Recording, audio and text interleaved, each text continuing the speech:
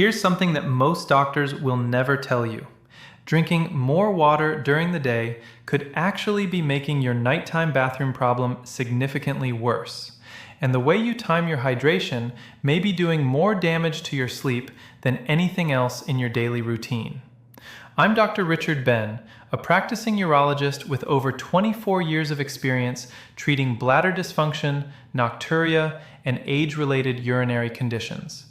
I've worked with thousands of patients, men and women, most of them over 60, who came to me exhausted, frustrated, and convinced they had a serious bladder disease. And the truth is, the majority of them simply didn't know how to drink water correctly. Now, in my previous video, I explained the 5 warning signs that your gut is leaking toxins into your bloodstream, and that video struck a nerve with so many of you. Today, we're going to go even deeper into something that affects your sleep, your heart, your kidneys, and your quality of life every single night. A landmark study published in 2019 by Nagasaki University in Japan, one of the most cited nocturia intervention studies in recent years, found that targeted changes to fluid intake timing reduced nighttime urination episodes by an astonishing 40% in adults over the age of 65. 40%. No medication, no surgery, no expensive procedures, just a smarter relationship with water. Before we go further, I want to ask you something. How many times do you wake up at night to use the bathroom? Drop your number in the comments below, and if you're over 60, tell me that too. Your experience matters, and you might be surprised how many people are going through the exact same thing. Today I'm going to walk you through the 3 most powerful hydration habits you need to know, ranked from foundational to genuinely life-altering. By the time we reach number 1, you will understand something about your own bladder and your own body that most people never figure out. And trust me, number 1 is not what you expect. In fact, it's the opposite of what you've been told your entire life. Don't skip ahead. Let's begin with number 3, and this one surprises almost every patient who walks into my clinic for the first time. Your kidneys are not passive filters. They are dynamic, rhythmic organs that actually change their behavior based on the time of day.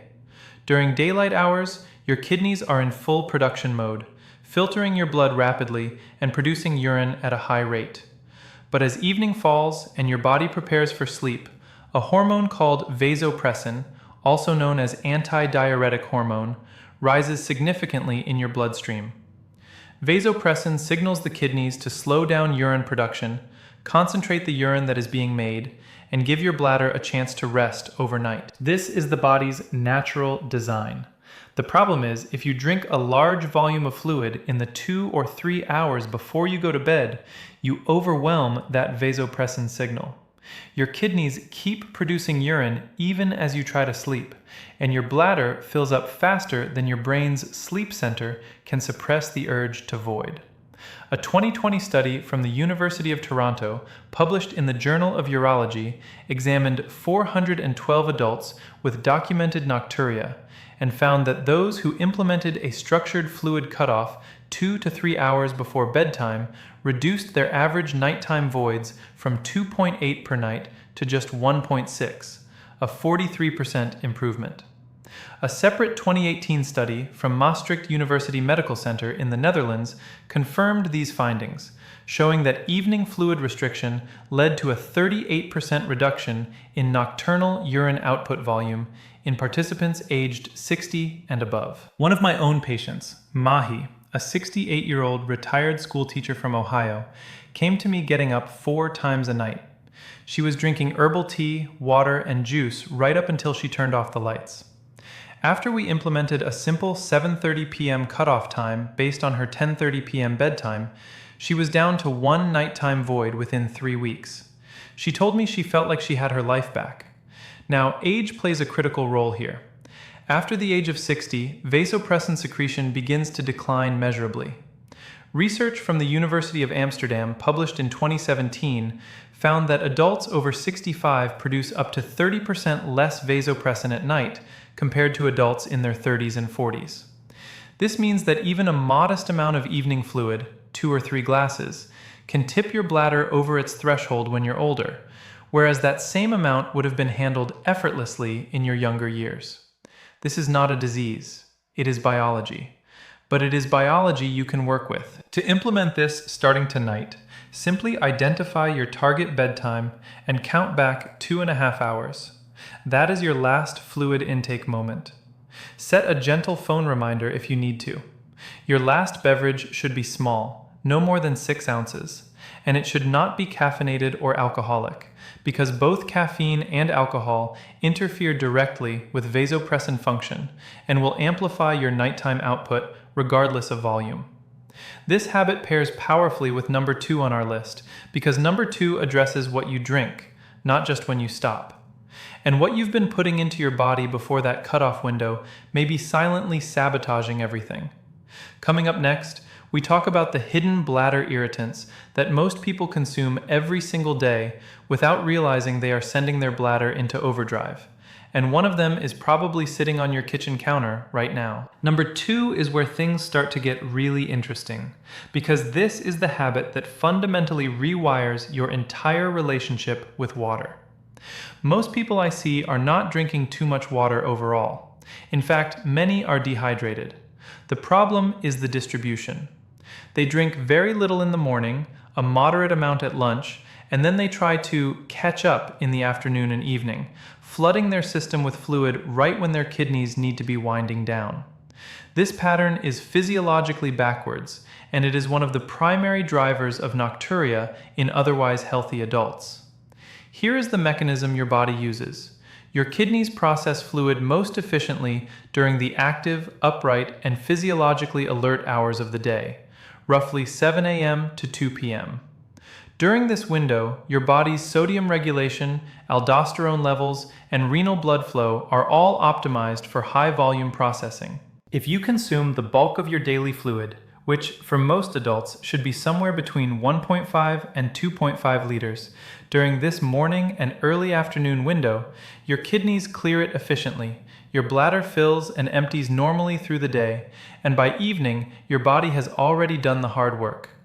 What remains in your bladder at bedtime is genuinely minimal. A 2021 clinical trial from Seoul National University Hospital, published in Neurourology and Urodynamics, divided 320 nocturia patients into 2 groups, a control group that drank water without timing guidance, and an intervention group that consumed 70% of their daily fluid before 2 p.m. After 8 weeks, the intervention group reported a 47% reduction in nocturnal voids, while the control group saw only a 9% improvement. A 2019 study from Keio University School of Medicine in Tokyo showed that front-loaded hydration also reduced mean nocturnal urine volume by 35% in men aged 55 to 75. I want to tell you about Robert, a 71-year-old retired engineer who came to me after 2 years of waking up 3 to 4 times every night.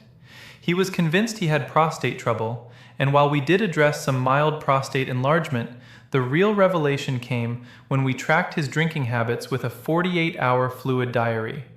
He was drinking fewer than 400 milliliters before noon, and then consuming almost a liter between 6 and 9 p.m. We flipped his schedule. Large glass of water first thing in the morning, consistent hydration through the day, firm stop at 7 p.m. Within 6 weeks, Robert was averaging 1 nighttime void, down from 3.5. His sleep score on his smartwatch improved by 28 points. For those of you over 65, this front-loading strategy becomes even more essential. As we age, our thirst sensation weakens, a well-documented phenomenon confirmed in a 1992 study from the University of California, San Francisco, that has been replicated numerous times since. This means older adults frequently underdrink in the morning because they don't feel thirsty, then overcompensate late in the day when habits or routine triggers them to drink. Breaking this cycle is one of the most powerful things you can do for your sleep. Here is how to start immediately. Tomorrow morning, before you have coffee, before you check your phone, drink a full 8-ounce glass of water. Then aim to drink another 2 glasses before noon. Set a phone alarm at 11 a.m. if you need a nudge. After lunch, taper off gradually. By 5 p.m., shift to sipping only. This does not cost you anything. It does not require a prescription. And when you combine it with the cutoff window from number 3, you create a synergistic effect. Your kidneys get the volume they need early, and then they get the signal to rest that they need at night. But here is what almost no one talks about, and what I consider the most important discovery in nocturia management in the last decade. Number 1 is not about when you drink, or even how much you drink. It's about something happening in your body while you sleep that you have almost certainly never thought about. And here we are. Number 1. I want you to lean in for this, because in my 24 years of practice, this is the single concept that has transformed outcomes for more patients than anything else I have ever implemented. And when I first explain it to patients, almost every single one of them looks at me the same way, with complete and utter surprise. The concept is this: for many adults, particularly those over 60, nighttime urination is not primarily a bladder problem. It is a fluid redistribution problem. Here's what happens. Throughout the day, if you consume a moderate to high sodium diet, which the average American absolutely does, taking in nearly 3,400 milligrams daily according to the CDC, fluid accumulates in the tissues of your lower body, particularly in your legs and ankles. This is called peripheral edema, and it may be subtle enough that you don't even notice it. But when you lie down flat at night, gravity no longer holds that fluid in your legs. It redistributes upward, re-enters your circulation, travels to your kidneys, and is filtered directly into your bladder.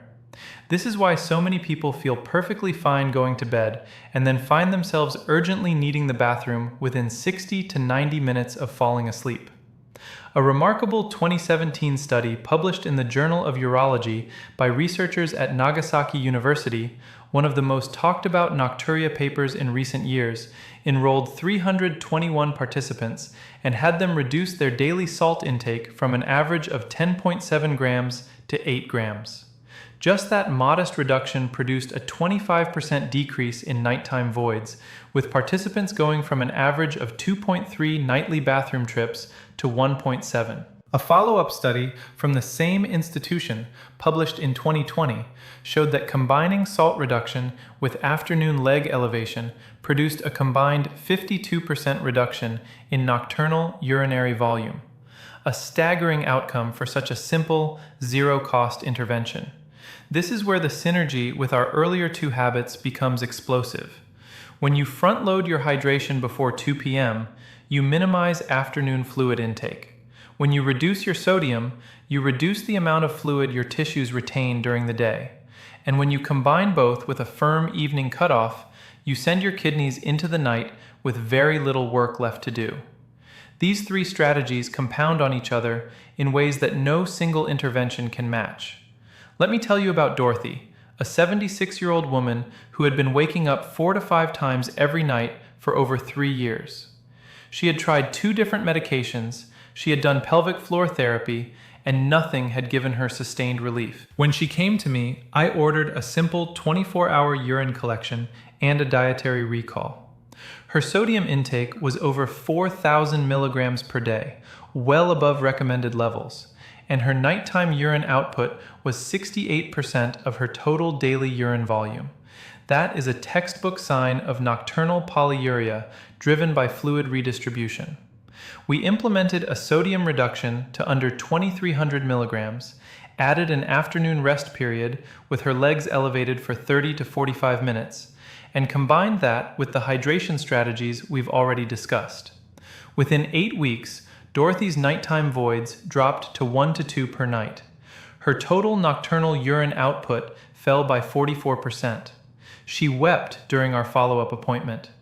After 60, this mechanism becomes dramatically more pronounced for 2 reasons. First, the venous walls in the legs become less elastic, making it easier for fluid to pool in soft tissue. Second, the heart's pumping efficiency often decreases slightly with age, meaning less fluid is returned from the legs during daytime activity. Research from Johns Hopkins University, published in 2016, confirmed that adults over 65 with even mild cardiovascular aging show significantly higher rates of nocturnal polyuria related to this positional fluid shift compared to younger adults. Here is your action plan starting today. First, spend 1 week honestly tracking your salt intake. Read labels. The biggest hidden sources are bread, canned soups, deli meats, and restaurant meals. Aim to get below 2,300 milligrams per day, and if you can reach 1,500, even better. Second, if you tend to sit for long periods in the afternoon, at a desk, watching television, or reading, elevate your legs for 30 to 45 minutes before dinner. A pillow under your calves works perfectly. This simple position shift allows your circulatory system to return that pooled fluid to your bloodstream and kidneys while you are still awake and upright, so your bladder handles it before bedtime instead of at 2 a.m. Third, and this ties everything together, combine this with your morning hydration habit and your evening cutoff. This trio of strategies works as one unified system, and the results for patients who implement all three consistently are truly remarkable. Now let's bring it all together. Let's bring this home. Number 3, establish your fluid cutoff 2 to 3 hours before bed, because your kidneys need that time to wind down alongside the rest of your body. And if you're over 60, your vasopressin system needs that buffer even more urgently than it did when you were younger. Number 2, front load your hydration. Drink the majority of your water before 2 p.m. when your kidneys are physiologically primed to process it efficiently and your bladder can do its job during normal waking hours. And number 1, the one that changes everything. Reduce your sodium and elevate your legs in the afternoon to stop that silent, invisible flood of fluid that migrates from your legs to your bladder the moment you lie down at night. Here is what I want you to hear most clearly. Improving your sleep, your bladder health, and your nighttime comfort is absolutely possible at any age. These are not cures reserved for the young. They are biology-backed strategies that work precisely because they work with your aging body, not against it. Now I want to know, which of these 3 will you start first? And what is your biggest challenge when it comes to waking up at night? Tell me in the comments.